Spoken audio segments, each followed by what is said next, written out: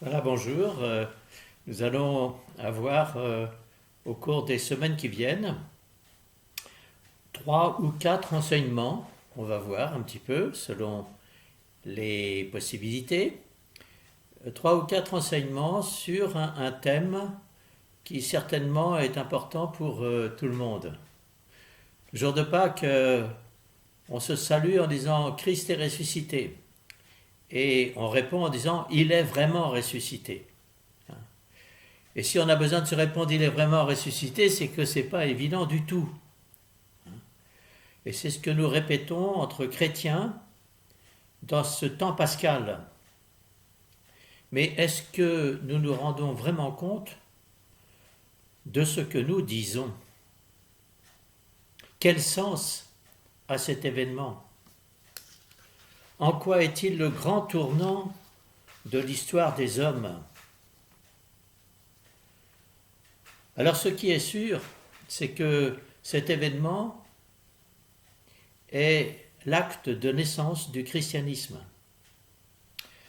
Paul l'a d'ailleurs dit avec force dans la première lettre aux Corinthiens, chapitre 15, versets 14 à 20. Et je ne saurais trop vous inciter à relire cette première épître aux Corinthiens, chapitre 15. Voilà ce qu'il dit. Si Christ n'est pas ressuscité, notre prédication est vide, et vide aussi votre foi. Il se trouve même que nous sommes de faux témoins de Dieu, car nous avons porté un contre-témoignage en affirmant que Dieu a ressuscité le Christ alors qu'il ne l'a pas ressuscité, s'il est vrai que les morts ne ressuscitent pas. Et si les morts ne ressuscitent pas, Christ non plus n'est pas ressuscité. Et si Christ n'est pas ressuscité, alors votre foi est illusoire. Vous êtes encore dans vos péchés. Et si nous avons mis notre espérance en Christ pour cette vie seulement, nous sommes les plus à plaindre de tous les hommes. Mais non, Christ est ressuscité des morts, prémisse de ceux qui sont morts.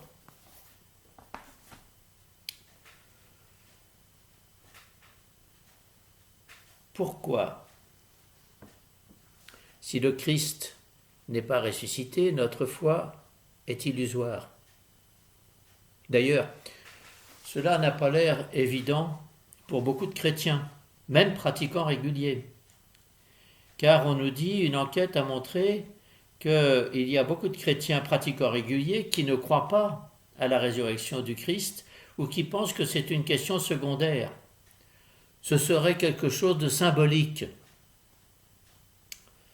Alors nous allons donc regarder de près l'événement, comment il nous est raconté, mais aussi quel sens il a. Pouvons-nous dire ce qui s'est passé et ce que cela a changé? Et enfin, nous parlerons de notre propre résurrection.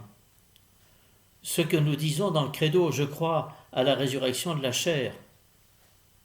Alors aujourd'hui, nous allons d'abord regarder de près l'événement de la résurrection. Que s'est-il passé? Alors les actes des apôtres, juste après la Pentecôte, ils sont sortis du Cénacle et Pierre a dit un grand discours au chapitre 2 des actes et il a dit ce Jésus, Dieu l'a ressuscité, tous nous en sommes témoins. Alors la mort de Jésus après sa condamnation pour blasphème, pour faux prophétisme, pour agitation politique, relève en fait du fait divers. Et elle serait restée un fait divers et ne serait jamais devenue un événement historique si des témoins n'avaient affirmé l'apparemment impossible et inattendu, le crucifié est vivant. Alors cela change pour beaucoup d'hommes la compréhension qu'ils ont d'eux-mêmes, de Dieu, du monde, de l'histoire. Entre l'échec tragique du Vendredi Saint et le cri des apôtres, il y a un vide, une rupture, un silence qui est symbolisé dans la Semaine Sainte par le Samedi Saint. Et ce silence recouvre à la fois la mort du crucifié et la résurrection.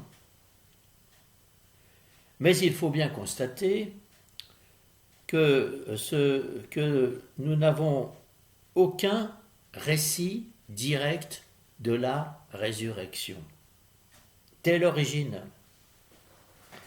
l'Église a compris ces deux moments l'un par rapport à l'autre, la mort, la résurrection. Nous ne pouvons dire l'un sans l'autre, et en même temps, nous ne pouvons les dire ensemble, car l'un est un fait historique, sa mort, sa mise à mort, et l'autre est une parole de foi. Eh bien, c'est dans le passage de l'un à l'autre que se trouve le sens, et nous ne rejoignons la résurrection de Jésus que par le témoignage de ceux qui ont affirmé en être les témoins. Et si rien ne peut être dit sans référence à ce témoignage, il faut donc commencer par les regarder de près et nous confronter à ce qui est la parole originelle de l'Église. Alors, que pouvons-nous dire de ce qui s'est passé? Ça, c'est ma première grande partie. Eh bien, contrairement à de nombreux tableaux qui ont été peints au cours de l'histoire, nous n'avons aucune description de la résurrection. Il y a des professions de foi, il y a des propositions de résumé de la foi qui s'appelle le kérigme. Il y a des récits d'apparition, mais il n'y a pas de récit de la résurrection proprement dite. Nous n'avons accès à la résurrection qu'à travers des témoignages de foi. Alors il n'y a que deux faits que je peux rejoindre historiquement. Le premier, c'est la mort de Jésus. Celle-là, elle est même signalée par les historiens de l'époque. Et le deuxième, c'est l'affirmation des disciples, le rassemblement des premières communautés chrétiennes, leur vie de partage, leurs paroles missionnaires. Une seule chose est claire, quelque chose a changé dans le comportement des apôtres, de l'enfermement, du silence accablé, de la peur. Ils sont passés à l'annonce assurée de la résurrection. Alors la résurrection donc n'est pas de l'ordre de l'objectivité scientifique, mais elle est de l'ordre de la foi. Même si nous ne pouvons rejoindre l'événement initial, personne ne peut dire qu'il ne s'est rien passé. 20 siècles d'histoire chrétienne le disent.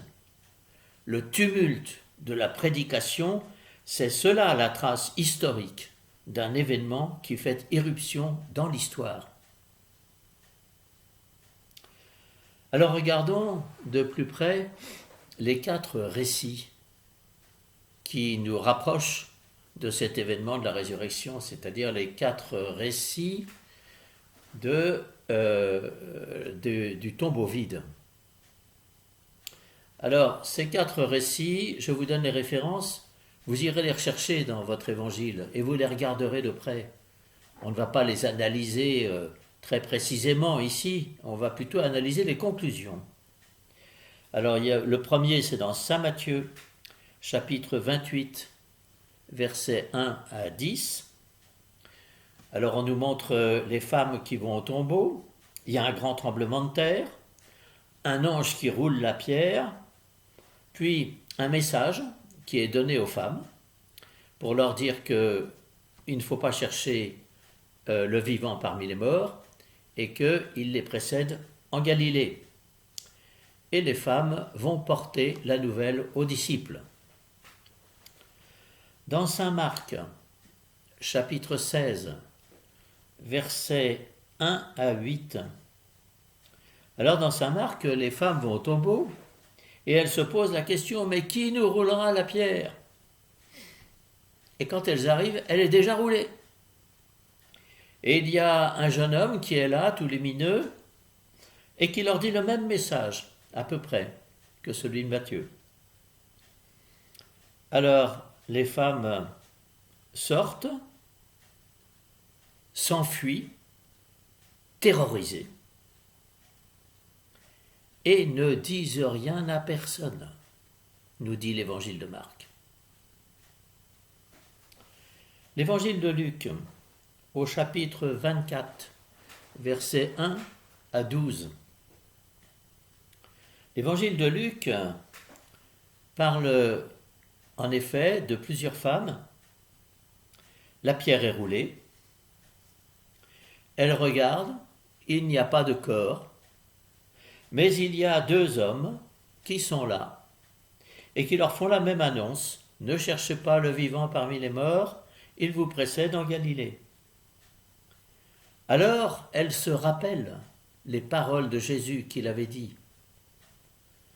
Et elles rapportent cela aux 11 apôtres, qui eux disent « c'est du délire », mais Pierre tout de même va voir, et il revient. Et puis enfin, il y a Jean, chapitre 20, versets 1 à 10. Alors là, les femmes arrivent, la pierre est enlevée, et elles ne rentrent même pas. Elles courent voir Simon-Pierre.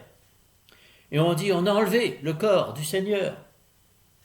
Alors Pierre et le disciple que Jésus aimait, qui est Jean, courent tous les deux vers le tombeau. Pierre rentre le premier. On nous dit qu'il vit, et on nous dit ce qu'il voit, le suaire, etc. Et puis ensuite, Jean rentre, et on nous dit qu'il vit, et il crut.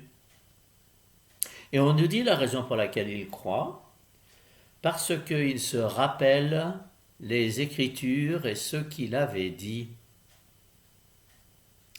Voilà les différents textes. Il en ressort quelques ressemblances et de grandes différences. Alors les ressemblances. Tous les récits situent la scène le premier jour de la semaine, au grand matin. Ils parlent de la pierre du tombeau qui est enlevée. Ils font le constat qu'il n'y a plus le corps de Jésus. Ils présentent à chaque fois parmi les femmes Marie de Magdala, qui est en fait l'acteur principal. Ils font état de ce qui avait été dit, qu'il devait se relever d'entre les morts. Ça, ce sont les ressemblances. Alors les différences. Eh bien, à part Marie de Magdala, les femmes qui sont présentes varient selon les évangiles. Selon le récit, il y a un ange, ou deux, ou un jeune homme, ou bien personne. À part Jean, tous relatent une annonce.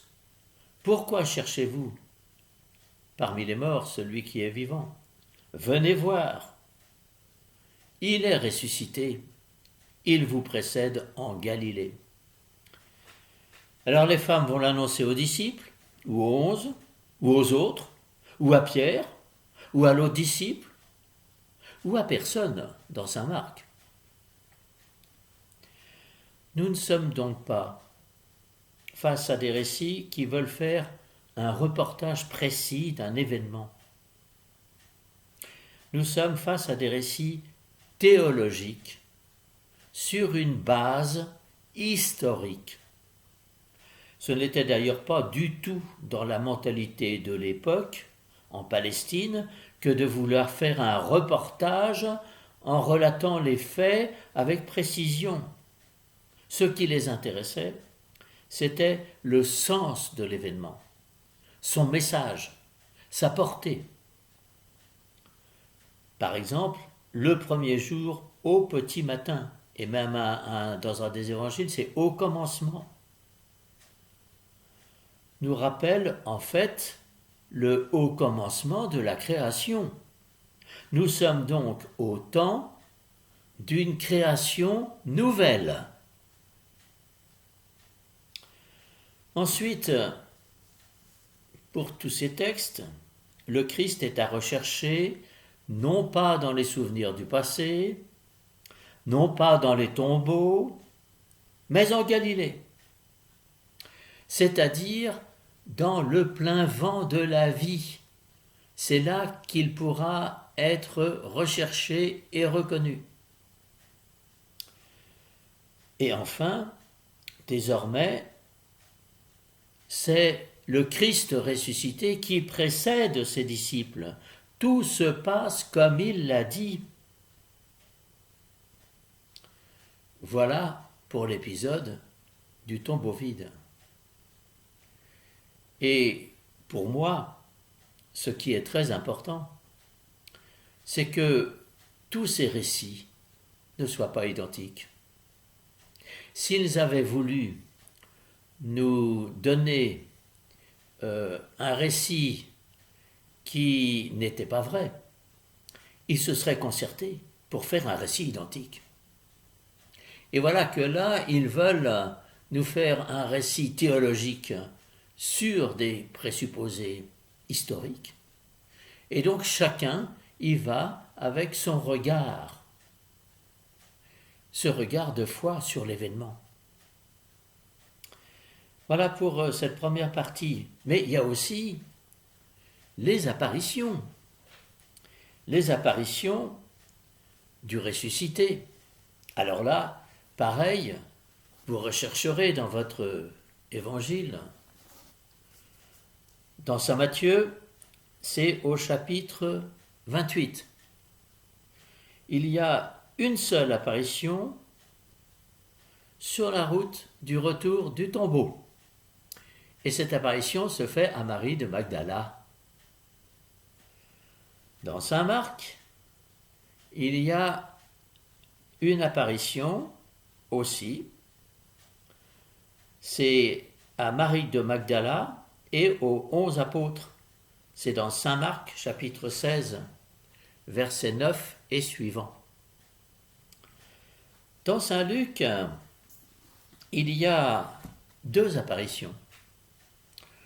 Une que nous connaissons bien, c'était l'évangile de dimanche dernier, sur le chemin d'Emmaüs. Cette apparition sur le chemin d'Emmaüs, où ils le reconnaissent à travers le signe de la fraction du pain.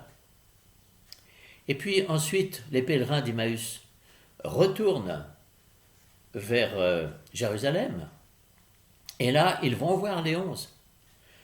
Et allant voir les 11, ils disent « Nous avons vu le Christ ressuscité », et les 11 disent « Nous aussi ». Et voilà que, quand ils se concertent, voilà que Jésus arrive au milieu d'eux. Et ils sont terrorisés, ils croient que c'est un fantôme, et Jésus est obligé de leur dire « Mais non, je ne suis pas un fantôme, je suis vraiment, etc. Regardez, il y a les traces dans mes mains et dans mon côté, et puis tiens, donnez-moi à manger. » Et il mange devant eux pour leur montrer qu'il a vraiment un corps, alors qu'il est rentré dans la salle qui était fermée à clé. Et puis, il y a dans Saint Jean. Alors dans Saint Jean, là, il y a au moins 4 apparitions. C'est dans Saint Jean au chapitre 20 et 21. Allez voir aussi, allez lire ces récits. Au chapitre 20, quand Marie de Magdala vient d'avoir vu le tombeau vide, voilà qu'elle part et elle voit quelqu'un qui lui paraît être le jardinier. Et elle lui dit « Si vous l'avez enlevé, dites-moi où on l'a mis ». Et voilà que la personne qui lui paraît être le jardinier lui dit « Marie ». Et là, à son prénom et à la voix, elle le reconnaît, « Rabouni ». Il lui dit « Ne me retiens pas, je ne suis pas encore monté vers mon Père et votre Père, mais va dire aux disciples que je les attends en Galilée ». Les disciples, eux, sans doute le soir de la résurrection, sont enfermés au cénacle. Et là, Jésus leur apparaît. Il leur dit « La paix soit avec vous. Comme le Père m'a envoyé, moi aussi je vous envoie. » Mais voilà qu'il n'y avait pas Thomas. Et donc, 8 jours après, il se retrouve encore dans ce cénacle. Et là, il y a Thomas qui est là, et on connaît cette scène avec Thomas. Et enfin, il y a une dernière apparition au chapitre 21 de Saint Jean, au bord du lac, la pêche miraculeuse. Et voilà qu'il est là, au bord du lac, et il leur dit, mais jetez donc votre filet par ici. Et ils ont une pêche formidable, et ils se disent, c'est le Seigneur. Et ensuite, ils mangent avec lui. Et c'est là que Jésus pose la question à Pierre, Pierre, m'aimes-tu? Il lui pose 3 fois, et puisqu'il répond oui, il lui dit, sois le berger de mes brebis. Il lui donne cette mission. Voilà les récits des apparitions. Et ces récits d'apparitions nous montrent que les disciples sont complètement dépassés par l'événement. D'ailleurs, tout y est incohérent. Ils le voient, ils marchent avec lui, mais ils ne le reconnaissent pas. Dans la pêche miraculeuse, ils descendent, ils ramènent le filet, et il y a cette petite phrase, ils ne lui demandaient pas qui il était, car ils savaient bien que c'était lui. Donc ils ne le reconnaissent pas, et pourtant ils le reconnaissent. Dans un autre évangile, il rentre dans la pièce qui est verrouillée. Et pourtant, il a vraiment un corps. C'est ce que j'ai raconté tout à l'heure, dans Saint Luc. Car il mange avec eux. Il est vivant, mais il a les marques de la crucifixion. Ce qui fait dire à Thomas, mon Seigneur et mon Dieu. Mais ce qui nous fait aussi découvrir que la résurrection n'efface pas le passé. Au contraire, c'est bien l'homme qu'ils ont connu qui est ressuscité et qui est marqué par les traces de son histoire. D'un autre côté, ils le reconnaissent à travers des signes, comme le filet rempli de poissons, comme le partage du pain. Et ils se rendent compte après coup. Notre cœur n'était-il pas tout brûlant quand il nous parlait à chemin? C'est donc un événement qui s'impose à eux de l'extérieur, comme quelque chose dont ils n'ont pas l'initiative. C'est le ressuscité qui se donne à voir. L'événement les dépasse complètement. En effet, les évangiles présentent l'expérience que font les apôtres comme quelque chose d'extérieur à eux, qui surgit brusquement, qui les surprend, qui survient de façon complètement inattendue et dans laquelle ils n'ont jamais l'initiative. Cette expérience est tellement bouleversante, est tellement nouvelle, est tellement inédite qu'ils n'ont pas de prise sur elle. Il faut ajouter que cette expérience n'est pas une sorte de consolation, de moyen de se rassurer. Au contraire, elle les sort de chez eux. C'est une tâche à accomplir. Allez, je vous envoie. C'est un envoi auquel ils sont presque contraints. C'est quasiment plus fort qu'eux. Mais en même temps, cela appelle leur adhésion libre. Elle ne s'impose pas comme une évidence. Ils sont incrédules. Ils doutent. Elle est un appel à croire. C'est pourquoi ils n'ont pas de vocabulaire pour dire cette expérience. Et c'est vrai que c'est cela qui est tout à fait fondamental, c'est qu'ils ont été obligés d'inventer un vocabulaire pour dire ce qu'ils avaient vécu et ce qu'ils avaient ressenti. Cela déborde tellement leur entendement qu'ils doivent faire appel à plusieurs langages qu'ils juxtaposent pour en rendre compte. Par exemple, le 3e jour. Cette expression se retrouve dans le credo de saint Paul, dans la première aux Corinthiens, au chapitre 15, verset 4. Il est ressuscité le 3e jour, selon les Écritures. Jésus l'avait employé dans les annonces de sa passion, telles qu'elles sont relatées dans les évangiles. Vous regarderez dans Marc, chapitre 8, verset 31, ou bien chapitre 10, verset 34, ou bien dans Matthieu, chapitre 16, verset 21. Et elle est aussi présente dans cette phrase tout à fait énigmatique, rapportée par l'évangile de Jean, chapitre 2, verset 19. Détruisez ce temple, en 3 jours, je le rebâtirai.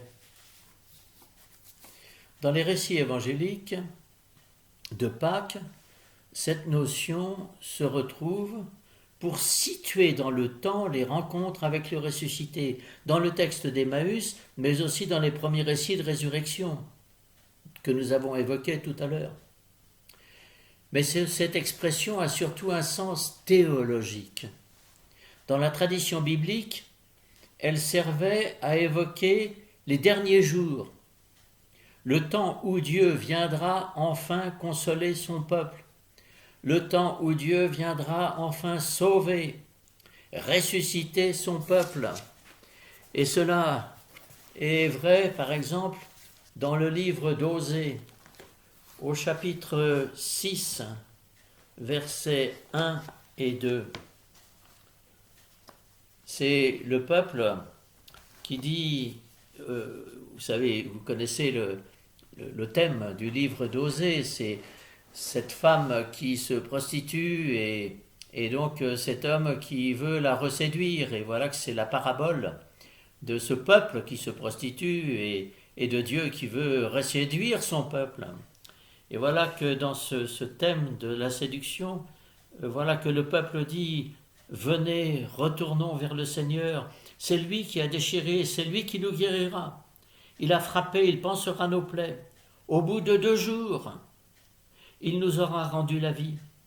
Et au 3e jour, il nous aura relevés et nous vivrons en sa présence. » Et puis vous connaissez le fameux conte de Jonas qui se retrouve dans le ventre de la baleine parce qu'il refusait d'aller annoncer aux gens de Ninive que Dieu allait les punir. Et alors le Seigneur dépêcha un grand poisson, nous dit dans le livre de Jonas chapitre 2. Le Seigneur se dépêcha un grand poisson pour engloutir Jonas. Et Jonas demeura dans les entrailles du poisson 3 jours et 3 nuits. Des entrailles du poisson, il pria le Seigneur son Dieu. Et vous savez que dans l'Évangile, voilà que Jésus parle justement du signe de Jonas, qui est ce signe des 3 jours. Et donc, les disciples prirent conscience que dans la résurrection de Jésus, le salut final était inauguré, c'est le 3e jour. Toutes les Écritures promettant le salut étaient accomplies, et ils l'ont exprimé de façon très forte en prenant cette expression « Il est ressuscité le 3e jour » selon les Écritures. C'est pourquoi aussi le 4e évangile, contemplant déjà la gloire du ressuscité dans chacun des gestes de Jésus, commence ainsi le premier geste que fit Jésus. Le 3e jour, il y eut une noce à Cana, en Galilée. C'est dans Jean chapitre 2, verset 1. Voilà quelques éléments pour réfléchir à cet événement de la résurrection.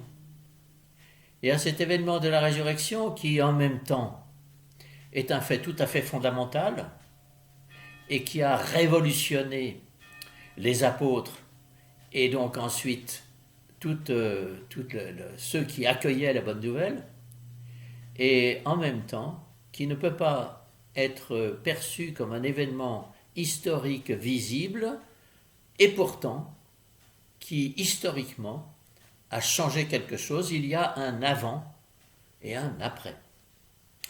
Voilà ce que je voulais vous dire aujourd'hui sur cet événement de la résurrection. Mercredi prochain, je prendrai le 2e point, qui est « Mais quel est le sens de cet événement? Pourquoi dit-on qu'à travers cet événement, nous sommes sauvés? Ça, c'est important. Et nous verrons dans un mercredi suivant le troisième volet qui est de dire « Et nous? Comment ressusciterons-nous? Qu'est-ce que c'est que cette résurrection de la chair ?» Voilà. Bonne réflexion. Bonne semaine.